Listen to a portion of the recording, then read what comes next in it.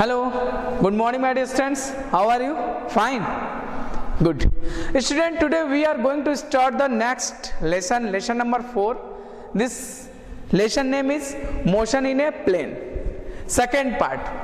First part is the motion in a straight line, already complete, but today we start motion in a plane. Another name is vector. This chapter is too very important. Student आज हम discuss करेंगे vector के बारे में, motion in A plane के बारे में। First chapter हम लोग डिस्कस कर रहे थे, कोई मोशन हो रहा था 1D में, लेकिन आज जो मोशन होगा स्टूडेंट वो 2D में होगा, 2 डायमेंशनल मोशन, जिसका एक अनदर हमने नाम लिखा है स्टूडेंट वेक्टर। तो vector is the most important topic of your physics syllabus. इस चैप्टर का एप्लीकेशन, इसका यूज बहुत से चैप्टर्स में आएंगे, इसलिए चैप्टर आपको ये जानना और समझना बहुत जरूरी है। जब आप +2 के फिजिक्स में जाएंगे, इलेक्ट्रोस्टैटिक्स, मैग्नेटिज्म में जाएंगे, तो उसमें भी वेक्टर्स के यूज करके हम प्रॉब्लम को इजी वे से क्या कर सकते हैं, सॉल्व कर सकते हैं। ये हमारे वेक्टर हमारे प्रॉब्लम को थोड़ा इजी कर दिया। तो सबसे फर्स्ट क्वेश्चन ये राइज होता है कि why do we need vectors, हमें वेक्टर्स की क्यों जरूरत पड़ गई। पहले क्या होता था, एंशिएंट टाइम कोई भी फिजिकल क्वांटिटी को हम डिराइव करते थे, कोई भी फिजिकल क्वांटिटी को डिराइव करते थे n इंटू यू। n क्या होता था स्टूडेंट, न्यूमेरिकल वैल्यू। n क्या होता था, न्यूमेरिकल वैल्यू, और u आपका होता था स्टूडेंट यूनिट। क्या होता था, यूनिट। जैसे मैं बोला स्पीड में लिखिए, जैसे हम बाइक को चला रहे हैं 20 मीटर पर सेकेंड, तो n इंटू यू। तो n क्या हो गया स्टूडेंट, न्यूमेरिकल वैल्यू, u क्या हो गया, यूनिट। तो एक मैग्नीट्यूड और यूनिट से स्पीड को हम डिफाइन कर दिए। जैसे मैं बोला क्या, जब 2 kg सेब लाना है, तो 2 kg किसको डिफाइन कर दिया, मास को डिफाइन कर दिया। 3 मीटर पर सेकेंड स्क्वायर एक्सेलरेशन को डिफाइन कर दिया। तो कुछ ऐसे क्वांटिटीज थे स्टूडेंट जो सिर्फ ओनली मैग्नीट्यूड से डिफाइंड हो जा रहे थे, लेकिन कुछ ऐसे फिजिकल क्वांटिटीज थे जो कंप्लीटली डिफाइंड नहीं हो सकते थे मैग्नीट्यूड से, कंप्लीटली डिफाइंड नहीं हो सकते थे किस वाले वर्ड से, मैग्नीट्यूड से कंप्लीटली डिफाइंड नहीं हो सकते थे। जैसे एग्जांपल, जैसे कोई स्टूडेंट ने बोला कि सर आपका घर कहाँ है, मैंने कहा हमारा घर यहाँ से 10 किलोमीटर डिस्टेंस पर है, स्कूल से 10 किलोमीटर डिस्टेंस पर। मैं बस इतना ही सेंटेंस बोला स्टूडेंट कि हमारा घर यहाँ से 10 किलोमीटर डिस्टेंस पे है स्कूल से, हमने ये सेंटेंस बोला और चला गया। अब स्टूडेंट स्कूल से बाहर निकला और 10 किलोमीटर डिस्टेंस, लेफ्ट गया घर नहीं मिला, राइट गया नहीं मिला, नॉर्थ गया नहीं मिला, ईस्ट गया नहीं मिला। तो वो कंफ्यूज हो गया कि सर ने बताया था कि स्कूल से हमारा घर 10 किलोमीटर के डिस्टेंस पर है और उनका घर कहीं मिल ही नहीं रहा। तो वो 10 किलोमीटर हमारे मैग्नीट्यूड पे गया था, लेकिन अगर वो स्टूडेंट हमसे डायरेक्शन पूछ लिया होता कि सर आपका घर किस साइड में है, किस डायरेक्शन में है, तो वो फर्स्ट राउंड में ही हमारे घर चला था।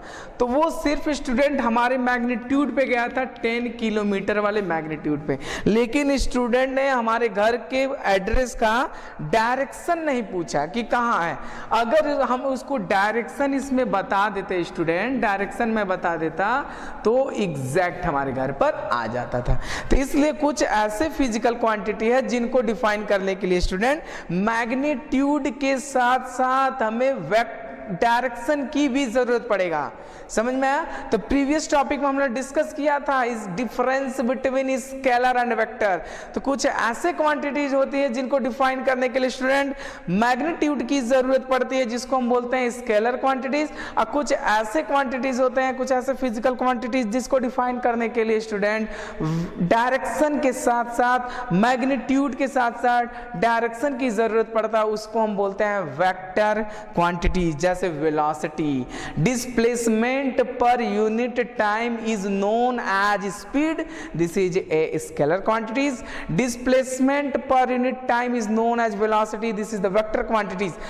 वेलोसिटी को हम ऐसे डिफाइन कर सकते हैं, distance travelled per unit time is known as velocity but in given direction is known as velocity। तो velocity is a vector quantity। तो कुछ ऐसे फिजिकल क्वांटिटी है स्टूडेंट, तो n into e को तो फॉलो करते हैं, लेकिन इसमें एक चीज हमको ऐड करना होगा स्टूडेंट, प्लस डायरेक्शन, तभी हमको उस क्वांटिटी को कंप्लीटली डिफाइन कर सकते हैं। और उस क्वांटिटीज को हम क्या बोलते हैं स्टूडेंट? वेक्टर बोलते हैं, वेक्टर। अगर वो स्टूडेंट हमसे डायरेक्शन पूछता तो उसे प्रॉब्लम फेस नहीं करना पड़ता, डायरेक्शन से डायरेक्ट आ जाता। तो first question arises difference between scalar quantities and vector quantities. तो आप जानते हैं स्केलर क्वांटिटीज के लिए सिर्फ और सिर्फ न्यूमेरिकल वैल्यू की जरूरत पड़ता है स्टूडेंट। किसकी जरूरत पड़ता है? न्यूमेरिकल वैल्यू की। Numerical value means magnitude, numerical value means student magnitude. और वेक्टर के लिए भी किसकी जरूरत पड़ता है? मैग्नीट्यूड की जरूरत पड़ता है और plus direction, magnitude plus direction. और स्केलर ऑर्डिनरी अलजेब्रा रूल को फॉलो करता है, ऑर्डिनरी अलजेब्रा रूल को फॉलो करता है, ऑर्डिनरी अलजेब्रा रूल्स को क्या करता है स्टूडेंट? फॉलो करता है। ऑर्डिनरी अलजेब्रा रूल को फॉलो करता है किस केस में? एडिशन के केस में, एडिशन के केस में। जैसे 2 kg plus 2 kg equal to 4 kg, ये ऑर्डिनरी रूल को क्या कर रहा है? फॉलो कर रहा है स्केलर क्वांटिटी। लेकिन वेक्टर क्वांटिटी के लिए क्या करना होगा? Follow the rule of, follow the rule of, follow की जगह सही रहेगा obey, obey the rule of vector addition, vector addition short form में लिखते हैं obey the rule of vector addition. तो वेक्टर क्वांटिटी उसी को बोलेंगे जो मैग्नीट्यूड भी रखे, डायरेक्शन भी रखे और उससे कहीं ज्यादा नेसेसरी थिंग्स है obey the rule of vector addition, obey the rule of vector addition. जैसे एग्जांपल देखिए स्टूडेंट, जैसे मान लीजिए हमने बोला कि कोई पर्सन है 3 मीटर ईस्ट डायरेक्शन में गया, 3 मीटर ईस्ट डायरेक्शन में गया और फिर 3 मीटर 4 मीटर ईस्ट डायरेक्शन में गया। ओके, तो टोटल डिस्प्लेसमेंट बताइए। मान लेते हैं ये ए है और ये बी है, तो टोटल डिस्प्लेसमेंट बताइए। तो टोटल डिस्प्लेसमेंट आ गया स्टूडेंट 3 प्लस 4 इक्वल टू कितना हो गया स्टूडेंट? 7 मीटर। अगर वही person ordinary obey the rule of vector addition, अगर मैं बोलूं कि वो स्टूडेंट इज 3 मीटर ईस्ट गया और 4 मीटर वेस्ट आ गया, 4 मीटर वेस्ट आ गया, तब इसका रिजल्ट हो गया स्टूडेंट, इसका डिस्प्लेसमेंट आ गया 1 मीटर। इसका डिस्प्लेसमेंट कितना आ गया स्टूडेंट? 1 मीटर। अगर मैं ये कहूं कि वो 4 मीटर नॉर्थ गया और 3 मीटर वेस्ट गया, तब इसका डिस्प्लेसमेंट बताइए। तो ये इनिशियल, ये फाइनल, तो ये आ जाएगा 5 मीटर।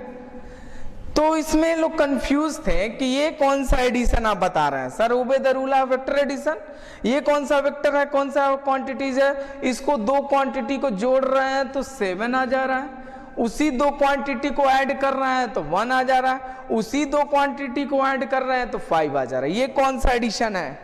ये लोग को समझ में नहीं आ रहा था।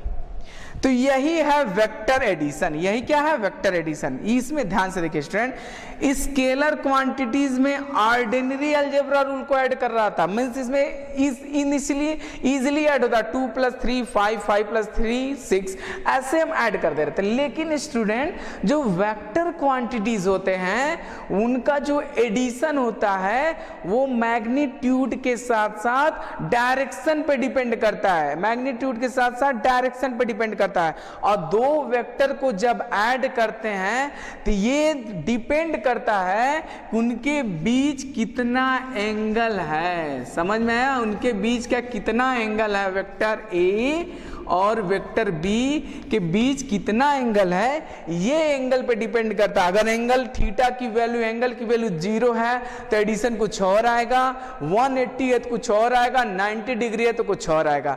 तो उनके एंगल पे डिपेंड करता है। एडिशन किस पे डिपेंड करता है? एंगल पे। जैसे देखिए यहां पर 0 डिग्री है स्टूडेंट, कहा ना 0, एक ही लाइन में है। यहां पर 0 डिग्री नहीं है, 180 है तो एक ईस्ट ऐसे जा रहा तो वेस्ट ऐसे आ रहा, तो एक जा रहा है आ रहा, तो यहाँ कुछ और रिजल्ट, यहाँ ऐसे जा रहा फिर इधर जा रहा है, यहाँ एडिशन कुछ और है। इसमें परपेंडिकुलर जा रहा है तो एडिशन कुछ और आ रहा है। तो यानी ये जो एडिशन जो चेंज हो रहा है, जो हमको मैग्नीट्यूड मिल रहा है, दो एडिशन, दो वेक्टर को ऐड करने में जो मैग्नीट्यूड मिल रहा है वो डिपेंड करता है स्टूडेंट हमारे वेक्टर्स के दो बीच के एंगल पे डिपेंड करता है। समझ में आया स्टूडेंट?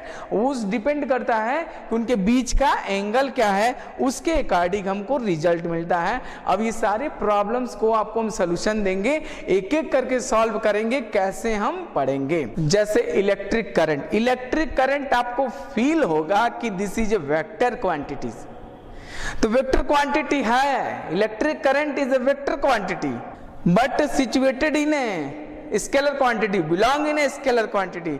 उनको कहां रखा गया? स्केलर क्वांटिटी में, क्योंकि electric current not obey the rule of vector addition, वो वेक्टर एडिशन के रूल को फॉलो नहीं करते हैं। इलेक्ट्रिक करंट के पास मैग्नीट्यूड है, डायरेक्शन है, लेकिन electric current not obey the rule of vector addition. जैसे देखिए ये यहां से करंट आया 5 ampere, one current flowing through this direction 2 ampere, तो यहाँ पे कनेक्ट हुआ और एक और वायर ऐसे है, तो यहाँ से कैलकुलेट किए तो ये दिखा कि यहाँ से 7 एम्पियर का करंट जा रहा था। 5 एम्पियर 2 एम्पियर कनेक्ट होके 7 एम्पियर। ये वेक्टर लॉ को फॉलो नहीं कर रहा था, ये ऑर्डिनरी अलजेब्रा रूल को फॉलो कर रहा था। कितने एंगल, ऐसे भी अगर 5 एम्पियर का करंट जाए, 2 एम्पियर का करंट जाए तो यहाँ से 7 एम्पियर का करंट जाएगा। वायर को कैसे भी मोड़ रहे थे, कितना भी एंगल पे ऐड कर रहे थे, हमको रिजल्ट 7 एम्पियर ही आ रहा था। तो ये ऑर्डिनरी अलजेब्रा रूल को फॉलो कर रहा था, ये वेक्टर्स रूल को फॉलो नहीं कर रहा था। इसलिए इलेक्ट्रिक करंट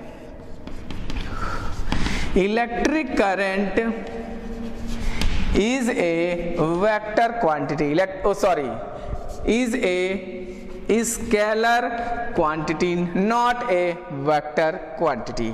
ओके ये हम लोग थोड़ा बहुत फील कर चुके हैं, समझ चुके हैं कि वेक्टर क्या है। फिर से मैं बताता हूँ, इस वेक्टर क्वांटिटी को डिफाइन करने के लिए मैग्नीट्यूड भी चाहिए और डायरेक्शन भी चाहिए, और डायरेक्शन के साथ साथ student vector law of additions के रूल को फॉलो करना होगा।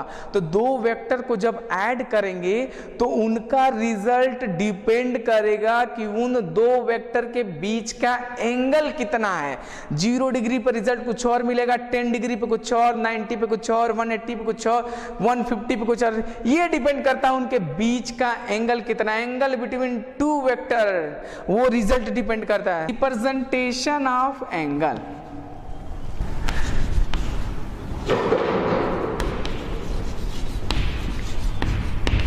Representation of vector. Representation of vector क्या मतलब है? मीन्स वेक्टर को कैसे रिप्रेजेंट किया गया स्टूडेंट? वेक्टर को रिप्रेजेंट किया गया, ध्यान से, ये आपके लिए बहुत इंपॉर्टेंट लाइन है। वेक्टर को रिप्रेजेंट किया गया एरो से। किससे डिपेंड किया गया स्टूडेंट? एरो से। तो ये एरो का स्टूडेंट टेल है, ये एरो का आपका हेड है। ओके स्टूडेंट, तो लोगों ने कहा कि अच्छा आप तो रिप्रेजेंट कर दिए हैं वेक्टर को एक एरो से, इस एरो में ये बताइए कि मैग्नीट्यूड कहाँ है और डायरेक्शन कहाँ है। तो उन्होंने बताया कि ये जो एरो हमने बनाया है, तो इस एरो का जो लेंथ है स्टूडेंट, इस एरो का जो लेंथ है वो बताएगा मैग्नीट्यूड। क्या बताएगा स्टूडेंट? एरो का जो लेंथ है वो बताएगा मैग्नीट्यूड, और ये जो हेड है ये बताएगा direction. The head give the result of direction and the length of this arrow gives the result of magnitude. Okay, are you getting my point student? The representation of vector, vector को represent किया गया एक arrow से, जो arrow का जो length होगा वो बताएगा मैग्नीट्यूड, और एरो का जो हेड होगा वो बताएगा डायरेक्शन। ओके, समझाते देखिए। कोई एक ब्लॉक है, हमने इस पर 10 न्यूटन का फोर्स लगाया। कितने न्यूटन का फोर्स लगाया? 10 न्यूटन का। तो हमने कहा कि ठीक है, आपने तो बताया 10 न्यूटन का इस पर फोर्स लगाया। Force is a vector quantity. Arrow से दिखाते हैं। हमने बोला कि ये 10 न्यूटन है, ये एरो कितना है? 10 न्यूटन। कैसे 10 न्यूटन मान लें? तो हम बोले कि 1 सेंटीमीटर इक्वल टू 1 न्यूटन, तो 10 सेंटीमीटर इक्वल टू 10 न्यूटन, तो 10 सेंटीमीटर का एरो बना दिया। अच्छा ठीक। 5 न्यूटन, तो 5 न्यूटन 5 सेंटीमीटर का एरो बना दिया। तो लोग कहें कि सर ये इतना बेनिफिशियल नहीं है। अगर मैं किसी ब्लॉक पर 1000 न्यूटन का फोर्स लगा दे तो वेक्टर से दिखाना हो तो 1000 सेंटीमीटर का एरो खींचे। अगर मान लीजिए उसमें कुछ कॉन्सेप्ट यूज करते हैं तो 5 सेंटीमीटर का खींचे, हाफ करते हैं तो ये उतना अप्लीकेबल नहीं हुआ, उतना बेनिफिशियल नहीं हुआ एरो वाला। एरो वाला तो बेनिफिशियल हुआ, लेकिन ये जो लेंथ का जो कॉन्सेप्ट था ना, इसको छोड़ दिया गया, लेफ्ट कर दिया गया। सिर्फ ये बोला गया कोई भी एक वेक्टर क्वांटिटी है तो उसके हेड पर एक एरो लगाएंगे। जैसे इस ब्लॉक पर 10 न्यूटन का फोर्स लगा तो force is a vector quantity, ऐसे रिप्रेजेंट करेंगे F इक्वल टू 10 न्यूटन, और ये एक वेक्टर क्वांटिटी है तो इसके हेड पर बस एक एरो लगा देंगे, तो इसको पढ़ेंगे vector F equal to 10 newton. अगर ये 100 न्यूटन का फोर्स लगाया है तब भी आप लिखेंगे vector F equal to 100 newton. ये कॉन्सेप्ट हटा दिया गया लेंथ एंड मैग्नीट्यूड का। ऐसे तो हम अगर 1000 2000 न्यूटन का फोर्स लगेगा तो एरो कहां तक बनाएंगे, तो सिर्फ हम ऐसे वेक्टर फॉर्म में क्या कर देंगे, ऐड कर देंगे। Are you getting my point student? तो रिप्रेजेंटेशन ऑफ वेक्टर, कोई भी अगर मान लीजिए वेलोसिटी लिखना हो 10 मीटर पर सेकेंड तो vector v equal to 10 metre पर second, this is the vector quantity. बस आपके उस क्वांटिटीज, फिजिकल क्वांटिटीज के हेड पर, सर पर एक एरो ऐसे बना देंगे। ओके, तो अब देखिए लोगों ने कहा कि ये इसमें डायरेक्शन क्या है, मैग्नीट्यूड क्या है, तो उन्होंने बताया कि मैग्नीट्यूड कैसे दिखाएंगे।